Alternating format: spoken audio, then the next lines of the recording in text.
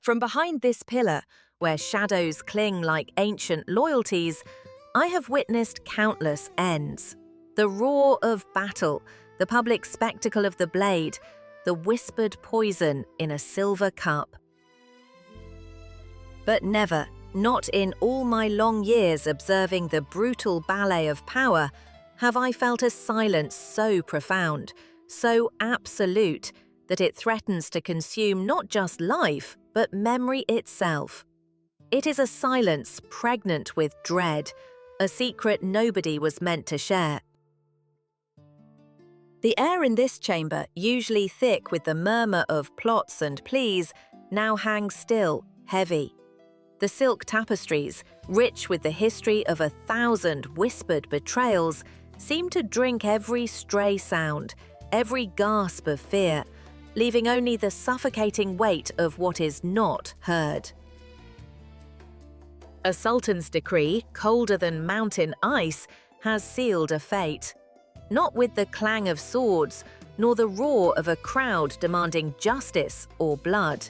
No, this was a death chosen in the profound quiet of power, a life extinguished without a single permitted sound. Why, you might ask, was no cry permitted? Why no public spectacle for a life deemed unworthy? This is the paradox, isn't it? A death so absolute, so final, yet veiled in a silence so profound it screams louder than any public execution. This truth, heavy and forbidden, suspended in this room's very breath, was never meant for mortal ears. Nobody was supposed to hear the soft scuff of slippers, the faint rustle of poisoned silk, the singular, choked breath that marked the end of a bloodline's inconvenient branch. It was a message delivered not to the masses, but to the very shadows themselves, to every ambitious heart, every plotting mind within these gilded walls.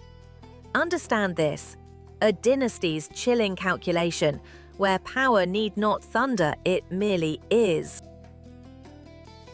Where betrayal, once uncovered, is met not with rage, but with a terrifying, silent erasure. This profound quiet, it is the sound of absolute control. The hush that descended, thick as palace dust after a whispered decree, was not the end, my ladies. Oh no. It was merely the turning of a page, a solemn punctuation mark in a narrative far older, far more twisted than the common tongue dares to speak. What you witnessed, the final, unbreathing stillness, was but the single, stark thread pulled from a tapestry so intricate, so steeped in ambition and fear, that its true pattern remains hidden to all but the most discerning eye. We speak of justice, yes, and of swift, silent retribution. But beneath the gilded surface of such pronouncements lies the real theatre, the stage where the game of queens is played, not with armies or open declarations, but with the very essence of a man's soul and the fragile sinews of his bloodline. Think of it, women of discernment, a dynasty forged in fire and conquest, now threatened not by foreign blade, but by the quiet, creeping rot from within. This is the loom of deceit, where threads of power are spun with the crimson dye of familial ambition. Did you truly believe the whispers of discontent, the subtle shifts in courtly favor, were born of simple envy? A child's petty squabble over trinkets? No. Look closer. Feel the chill that emanates from the shadow-draped corridors where silken gowns brush against ancient stones. Here, ambition is a disease, passed from mother to daughter, from sister to sister, poisoning the purest springs of familial love. It is a hunger, insatiable and cold, for the highest perch, for the ear of the Sultan, for the future of her own sons, even if it means sacrificing the sons of another. It transcends mere affection, twisting it into a weapon. This is where the true terror lies, in the smiles that promise solace, yet hide the sharpest daggers. In the honeyed words that offer loyalty, while their true meaning drips with poison. How many times have you seen it in your own circles, in your own quiet battles? The warmth of an embrace that conceals a calculating mind, weighing your worth, your weakness, your eventual downfall. For a queen, or one who aspires to that perilous title, every gesture is a weapon, every glance a coded message, every perceived slight a declaration of war. The arena is unseen, the blows silent, but the wounds are mortal. The Sultan, a man whose word could shatter empires, yet found himself trapped within the delicate, unbreakable bonds of his own household. His strength, his absolute power, became his greatest vulnerability. For how does one wield a sword against a ghost, against an enemy cloaked in the very fabric of one's own family? A mother's fierce devotion, a wife's desperate longing for security, a sister's burning resentment. These are forces far more potent than any army, capable of weaving a web so fine, so invisible, that escape becomes an illusion. He felt the threads tightening, not around his neck, but around his very heart. Consider the weight of a single, seemingly innocuous object. A small embroidered silk handkerchief, perhaps dropped carelessly on the intricate mosaic floor of the Sultan's private chambers. Perhaps it bore the faint, lingering scent of crushed jasmine, a fragrance once associated with tenderness, with secret vows exchanged under a velvet sky. But now it lies there, a silent testament, not to a fleeting romance, but to a trust shattered, a pact broken, a secret alliance betrayed. Who left it? Why was it there? And what message did it truly convey to the one who found it? A message that screamed of a loyalty utterly corrupted. This, my astute observers, is the heart of the matter. This is the moment when the unseen threads of conspiracy, so meticulously spun, finally tightened.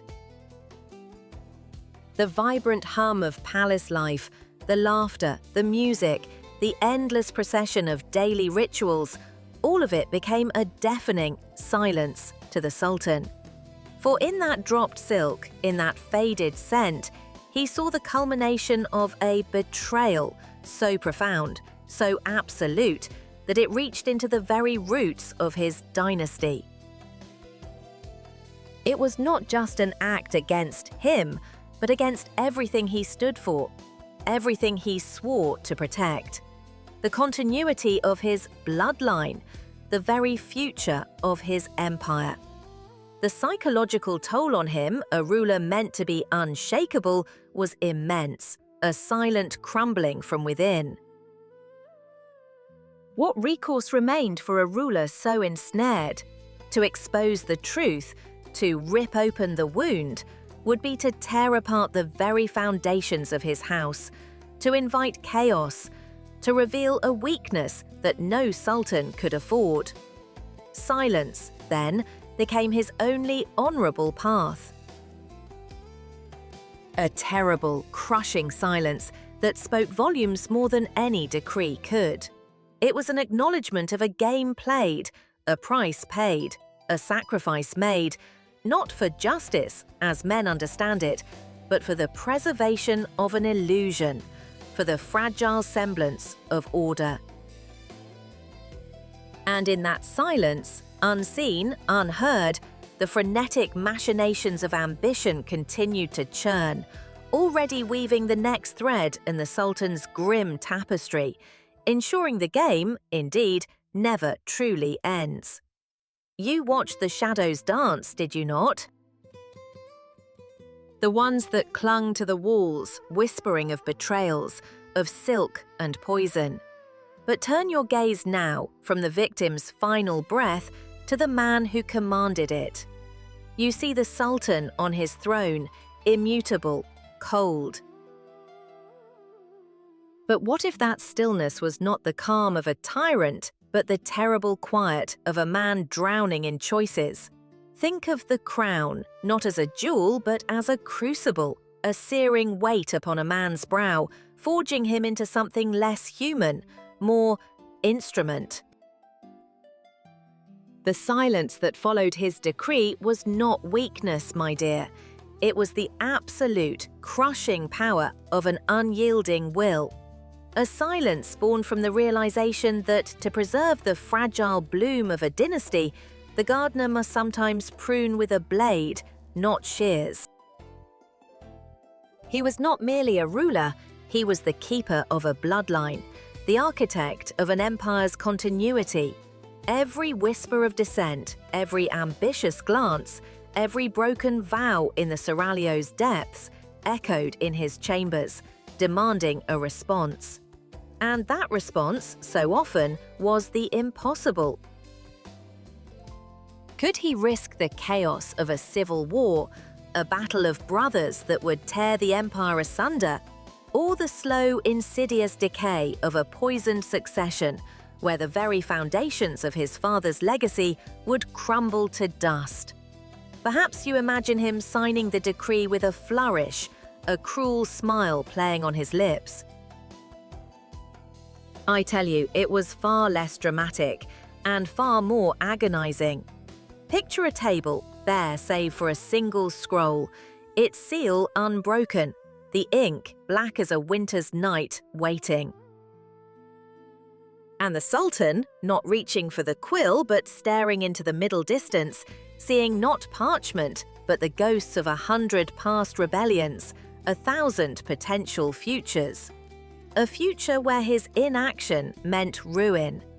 He saw the fragile thread of his lineage stretched taut across an abyss. To cut one life was to save countless others from a descent into darkness. An impossible arithmetic. The broken seal, when it finally came, was not an act of wanton cruelty, but a surgeon's cut, precise and devastating, to excise a gangrene before it consumed the whole. That untouched cup of sherbet, sweet and inviting, a stark contrast to the bitter draught he was forced to swallow. The taste of duty, laced with the acid of his own soul's peace. He was a survivor, yes, but survival, for a sultan, often meant sacrificing the very essence of himself to uphold a twisted form of honor. To prevent a greater chaos, to protect the dynasty. Did you truly believe he slept soundly after such a choice? No. The silence in his chamber was not peace, but the echoing lament of a man who chose death, not out of malice, but from the crushing, terrible weight of the crown. The weight of a crown, my dear, is not borne by a single head, not truly. A man may sit upon the gilded throne, his voice echoing through the divan, his hand signing the firman that sends armies to distant shores or condemns a life to dust. But beneath the velvet, beyond the golden light of his visible power, a vast, intricate machinery whirs in perpetual, calculated motion. Do you truly believe such a silent decree, one that shatters a bloodline without a single public outcry, is born solely from a sultan's isolated torment? Ah, no. That, my friends, is a fable for the marketplaces. Look closer. Peer through the gilded lattice of imperial power. The Sultan is but the apex of a pyramid, its base sunk deep into the very bedrock of this empire, and at its heart, unseen, unheard, move the true architects. Men whose names are whispered with reverence and dread in equal measure. The Grand Vizier, his mind a labyrinth of statecraft, his fingers on the pulse of every province, every trade route, every potential betrayal. The Janissary Aga, commander of the empire's steel fist, his loyalty a question pondered by every ambitious soul, his very presence a promise of brutal, unquestioning enforcement. These are not mere servants, they are the living keystones of a colossal structure, each bearing a portion of its immense, terrible weight. But even beyond these formidable men, there is another power, one as ancient as the dynasty itself, as pervasive as the air that fills these very chambers. The Valide Sultan, the mother of the empire. Her influence, like a finely spun silk web, stretches from the deepest recesses of the harem to the highest echelons of state. She sees, she hears, she knows. Her counsel, often unspoken, is absorbed like a vital draft, shaping policies, swaying judgments, sometimes even deciding fates before the Sultan has even voiced a thought. Her wisdom, forged in the fires of countless court intrigues, is a shield, and at times, a sharpened dagger. She understands, perhaps better than any man, the true, ruthless nature of the game. For her, the dynasty is not merely a lineage, it is her very being, her immortality. Its stability, its mythos, its unbroken line, these are sacrosanct. And for these, any sacrifice, no matter how agonizing, becomes a necessity. The silence that accompanied that ultimate decree, that final, fatal decision, it was not merely a gesture of personal sorrow or a concession to mercy. No, it was a deliberate act of profound statecraft. A shroud woven from the very fabric of empire, designed to cloak its brutal necessities from the prying eyes of the world. Imagine the tremors such a public execution would send through the populace, the seeds of doubt it would sow, the questions it would provoke about the very legitimacy of the throne. This empire, like all great powers, thrives on its perceived invincibility, its divine right, its unwavering strength. To expose its internal wounds, its self-cannibalizing demands, would be to invite chaos, to weaken the edifice itself. These are the forbidden truths, my dear.